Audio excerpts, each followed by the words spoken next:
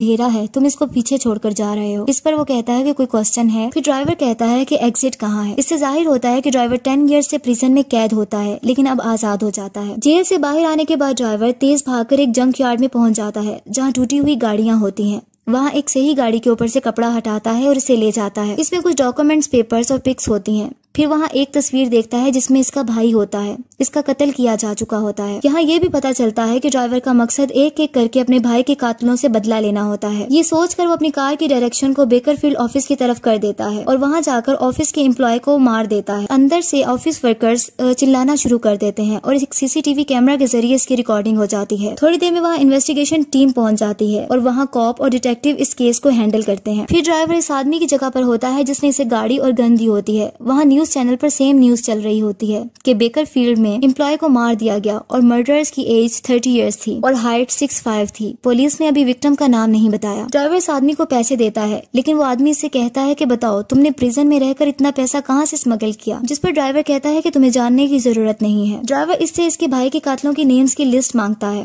और फिर वो उससे आदमी से पैसों की और डिमांड करता है और ये कहता है कि मुझे ये लिस्ट हासिल करने में 10 इयर्स लगे हैं। ड्राइवर हाइपर हो जाता है और वो आदमी डर कर नेम लिस्ट को ड्राइवर को दे देता है। घर दिखाया जाता है जहाँ एक न्यू कैरेक्टर सामने आता है। वो किलर होता है। शुरू में वो एक्सरसाइज करता हुआ दिखाया जाता है। यहाँ से पता चलता है कि उसने बहुत से चैलेंजेस को एक्सेप्ट किया है और विन भी किया होता है। वहाँ इसकी दोस्त लिली भी होती है। किलर इसको कहता है कि मूव ऑन करने का टाइम है। इसके बाद किलर को कॉल आती है और इसे कहा जाता है कि तुम्हारे लिए एक क्लाइंट है, क्योंकि तुम चैलेंजेस को पसंद करते हो। तुम्हें लोकेशन के बारे में बता दिया जाएगा। ये क्लाइंट सोचता है कि वो टारगेट इसके पीछे है और इसे मारना चाहता है और वो कहता है कि काम जितनी जल्दी हो सके करो। ये इस किलर को ड्राइवर का कत्ल करने के लिए कहा जाता है और इसके बाद ड्राइवर की पिक किलर के मोबाइल में भेज दी जाती है। किलर अपनी गन्स को लेकर अपनी गाड़ी में चला जाता है। ड्राइवर को दिखाया जाता है कि ड्राइवर लिस्ट में लिखे हुए नाम को, जो कि टिसन ओल्ड मैन होता है, उसकी तरफ जाता है और उसकी बिल्डिंग पे पास जाकर गाड़ी को रोक देता है, जबकि किलर भी लोकेशन को आइडेंटिफाई करके वहाँ पहुँच जाता है। जैसे ही किलर ड्राइवर को अंदर जाता देखता है तो वो भी इसका पीछा करता है। ड्राइवर अपने भाई की डेथ का जहन मिलाकर शदीद गुस्से में आ जाता है और अपने गन के साथ रूम में एंटर होकर इस बूढ़े आदमी टिसन के फोरहेड पर गोली मारकर इसका भी कत्ल कर देता है। किलर वहाँ पहुँचते ही ड्राइवर पर गोली चलाने लगता है कि एक छोटी सी बच्ची सामने आ जाती है।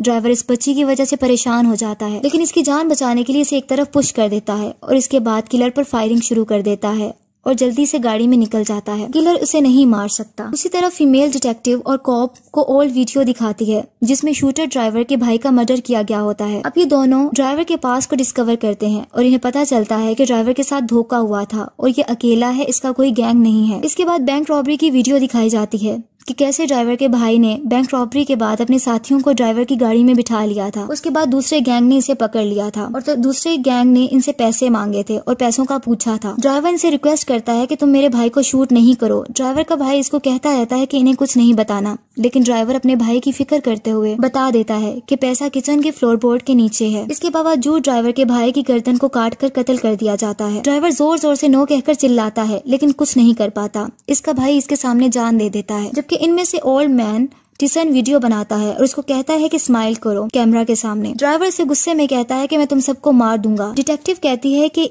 अब इन वीडियोस में जितने लोग हैं जिन्होंने इसे मारने की कोशिश की और इसके भाई का मर्डर किया, वो इन सब के पीछे जाएगा और इनका कत्ल कर देगा। इसी दौरान डिटेक्टिव और कॉप को न्यूज आती है कि टिसन ओल्ड मैन का कत्ल हो गया है और वो जल्दी से वहाँ पहुँच जाते हैं। पता चलता है कि गन से फायर करके 2 पर्सन के दरमियान हुई। इसके बाद दोनों गायब हो गए। फिर दिखाया जाता है कि ड्राइवर मोटेल पहुँचता है। इस होटल के रूम में न्यूज देखता है इस मर्डर के बारे में जो ड्राइवर ने किया होता है। मॉर्निंग टाइम में दोबारा ड्राइवर अपनी गाड़ी लेकर निकल जाता है और एक घर के सामने पहुंचता है जो कि एक लेडी का घर होता है। घर में वो लेडी अपनी बेबी के साथ होती है और ये ड्राइवर लेडी की पुरानी दोस्त होती है। वो अंदर अपनी गन लेकर जाता है और वहाँ जाकर फ्रेम पिक देखता है। वो लड़की इसके करीब आती है और फ्रेम लेकर इसको स्लैप कर देती है और कहती है कि तुम यहाँ क्यों आए हो और तुमने मुझे प्रिजन में आने से क्यों रोका था। फिर वो ड्राइवर को बताती है कि मैंने अपनी नई जिंदगी शुरू कर ली है। ये सुनकर ड्राइवर वहाँ से चला जाता है। अब ड्राइवर का नेक्स्ट टारगेट निक्सन होता है और वो स्ट्रिप क्लब में होता है। जल्द ही ड्राइवर स्ट्रिप क्लब में पहुंच जाता है जहाँ बहुत से आदमी खड़े होते हैं और वहाँ निक्सन भी होता है। निक्सन हकीकत में वही आदमी होता है जिसने इसके भाई का कत्ल किया होता है और इसको काटा होता है। ड्राइवर अंदर जाता है और वो गन लेकर नहीं जा पाता क्योंकि चेकिंग करके अंदर जाने दिया जाता है। ड्राइवर अंदर जाकर वहाँ से एक स्क्रू ड्राइवर जैसा टूल लेता है और वहाँ पहुँच जाता है जहाँ निक्सन होता है और निक्सन इसे देख कर कहता है मैं एक्सपेक्ट कर रहा था कि तुम यहाँ आओगे। वो आदमी ड्राइवर को देख कर पहले डर जाता है, लेकिन अपना नाइफ फिर निकाल लेता है ताकि ड्राइवर को मार सके। दोनों की फाइट शुरू हो जाती है। इसके बाद ड्राइवर अपने टूल को इसमें स्टैब कर देता है, जिससे वो बहुत ज्यादा जख्मी हो जाता है। ड्राइवर को लगता है कि निक्सन मर गया है, लेकिन अभी भी निक्सन जिंदा होता है। ड्राइवर के जाने के बाद इसको हॉस्पिटल ले जाते हैं।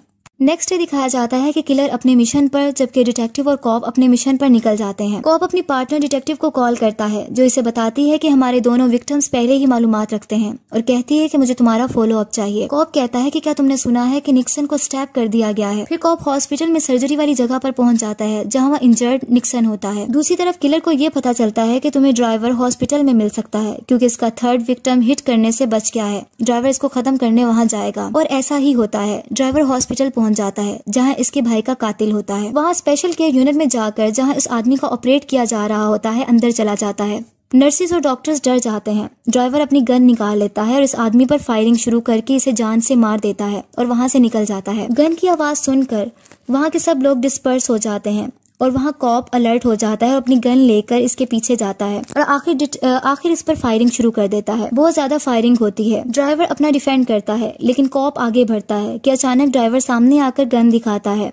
डर से कॉप की गन नीचे गिर जाती है और वो घुटनों के बल बैठ जाता है और आंखें बंद कर लेता है। लेकिन ड्राइवर इस पर गन नहीं चलाता, क्योंकि वो उसका बैज देख लेता है, क्योंकि इसके प्लान का ये पार्ट नहीं होता। जबकि वो कॉप आंखें खोलता है तो वहाँ ड्राइवर नहीं होता, वो जा चुका होता है। ड्राइवर जल्दी से अपनी गाड़ी में स्पीड से चला जाता है। फिर पता चलता है कि किलर इसका पीछा कर रहा है।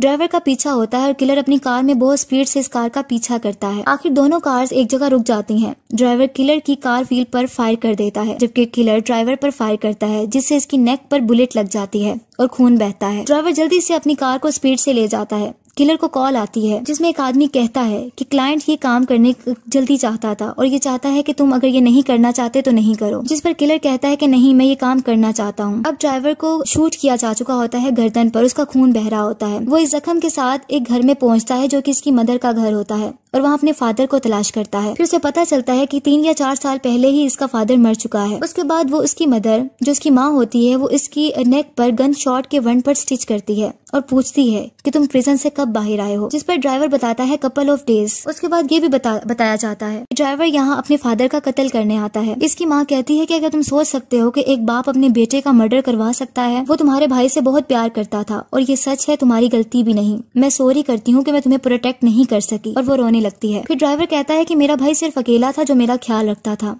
इसकी मदर कहती है कि फिर इसने तुम्हें इस काम में क्यों डाला, तुमको इसका हिस्सा क्यों बने। ड्राइवर कहता है कि जब इसका ड्राइवर गिर गया, मैं अपनी मर्जी से गया, इसने इस गलत लोगों से पैसे लिए हुए थे, उसे मेरी जरूरत थी। ये कहकर वो चला जाता है। नेक्स्ट डे ड्राइवर अपनी गाड़ी रोड साइड पर रोक लेता है और रेडियो सुनता है, जिसमें एक आदमी बोल रहा होता है कि नफरत तुम्हारे गर्दन के इर्द गिर्द एक चेन की तरह है, जो तुम्हें वहाँ ले जाती है जहाँ तुम नहीं जाना चाहते। ये तुम्हें अंधेरों और तन्हाइयों में ले जाती है। तुम इस नफरत के गुलाम बन जाते हो और ये सिर्फ तुम्हें तुम्हारी बर्बादी की तरफ ले जाती है। तुम्हें लाजमी इससे आजाद होना है। अब पता चलता है कि आखिरी आदमी ट्रैवलिंग एवेंजलिस्ट अलेक्जेंडर होता है। ड्राइवर इसको रेडियो में सुनता है और वो जहाँ सरमन दे रहा होता है वहाँ पहुँच जाता है। जहाँ वो जाता है, एवेंजलिस्ट इसे देखता है और उसे पहचान लेता है। एवेंजलिस्ट और ड्राइवर ओपन एरिया में आ जाते हैं और एक दूसरे से बात करते हैं। एवेंजलिस्ट बताता है, उसको हकीकत बताने लगता है और कहता है कि जहाँ तुम्हारे भाई का मर्डर हुआ था, बस मैं डोर को गार्ड कर रहा था, लेकिन जब इन्होंने इस लड़के का गला काटा तो मैं नो कहकर चिल्लाया था। ड्राइवर कहता है जिस लड़के को इन्होंने मारा था वो मेरा भाई था। वो आदमी कहता है कि मैं इसको वापस नहीं ला सकता, लेकिन दिल में मेरे बहुत अफसोस है। फिर वो कहता है मैंने अपनी जिंदगी में क्रिएटर के लिए वक्फ कर दी है। मैं जानता हूँ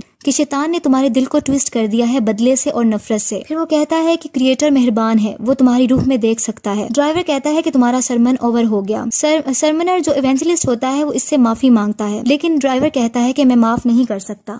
ड्राइवर आसमान पर परिंदों को उड़ते हुए देखता है, जबकि इवेंजलिस्ट मुसलसल दुआएं कर रहा होता है। उसके बाद ड्राइवर फायर करता है, लेकिन वो फायर हवा में होती है, वो इसको नहीं मारता और उसे कहता है कि अपनी फैमिली में वापस चले जाओ। इससे पता चलता है कि इवेंजलिस्ट की जान बच गई है और उसे माफ कर दिया जाता है। फिर ड्राइवर चर्च में अपने भाई की तस्वीर को देखता है और पिस्टल के साथ टेबल पर रख देता है। किलर थोड़ी देर में वहाँ पहुँच जाता है और ड्राइवर को गन पॉइंट पर रखता है और इस तरह को वहाँ से बाहर से गुजरता है और वो दोनों की कार्स को देखता है, किलर्स की और ड्राइवर की। उसके बाद उसे डिटेक्टिव की कॉल आती है और वो उसे बताता है कि दोनों यहाँ हैं और वो हैरान हो जाती है। डिटेक्टिव कहती है कि इसका वेट करने का बोलती है, लेकिन वो कहता है कि मैं फ्लो के साथ चलना चाहता हूँ और अपनी पिस्टल लेकर वो भी चर्च के अंदर जाने लगता है। अंदर किलर ड्राइवर को कह रहा होता है, मैं तुम्हें काफी दिनों से मारने की कोशिश कर रहा हूँ और तुम मेरे अगेंस्ट कुछ नहीं करना चाह रहे। मुझे लगता है तुम मुझे सीरियस नहीं ले रहे हो। ड्राइवर पूछता है कि तुम मुझसे क्या चाहते हो, तो वो कहता है प्रोफेशनल कर्टिसी।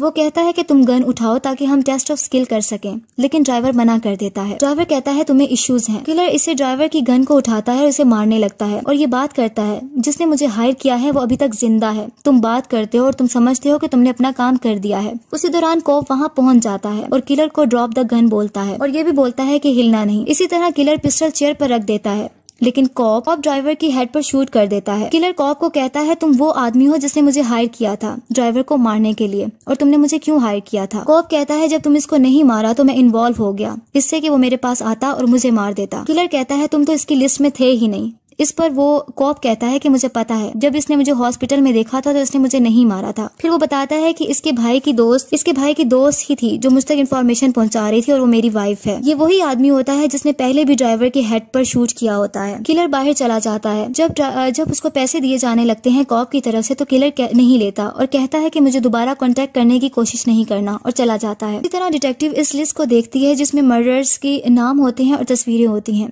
गौर से वहाँ वो कॉप की भी पिक होती है और वो हैरान हो जाती है और वो एक ऑफिस मेंबर को कहती है कि ये केस को फ्लिप नहीं करना। दूसरी तरफ कॉप अपनी फैमिली को कॉल करता है और उसे कहता है कि मैंने केस को क्लोज कर दिया है, परेशान नहीं होना, मैं कपल आवर्स में घर पर आ जाऊंगा, सब ओवर हो गया है। इतनी देर में ड्राइवर इसकी बैक साइड पर आता है और इसे शूट कर देता है। ड्राइवर जिंदा होता है। मरते मरते कॉप पूछता है कि तुम जिंदा कैसे हो? ड्राइवर इसे मेटल दिखाता है जो इसके सर की बैक साइड पर लास्ट में सेट की गई थी। कॉप कहता है कि मैंने अपनी हेल्थ खुद बनाई है। ड्राइवर इस पर दूसरा गन फायर कर देता है जिससे कॉप की डेथ हो जाती है। डिटेक्टिव वहाँ पहुंचती है और उसको कॉप की डेड बॉडी मिलती है। ड्राइवर सब मर्डर्स को मार चुका होता है जो कि इसके भाई के कत्ल में इन्वॉल्व थे, सिवाय इवेंजलिस्ट अलेक्जेंडर के, क्योंकि उसने माफी मांग ली होती है। आखिर में ड्राइवर अपने भाई की एशेस को समुद्र में बहा देता है क्योंकि वो अपने भाई का बदला ले चुका होता है। जबकि दूसरी तरफ ट्रैवलिंग इवेंजलिस्ट अलेक्जेंडर को दिखाया जाता है जो फॉरगिवनेस पर अपना सरमन दे रहा होता है।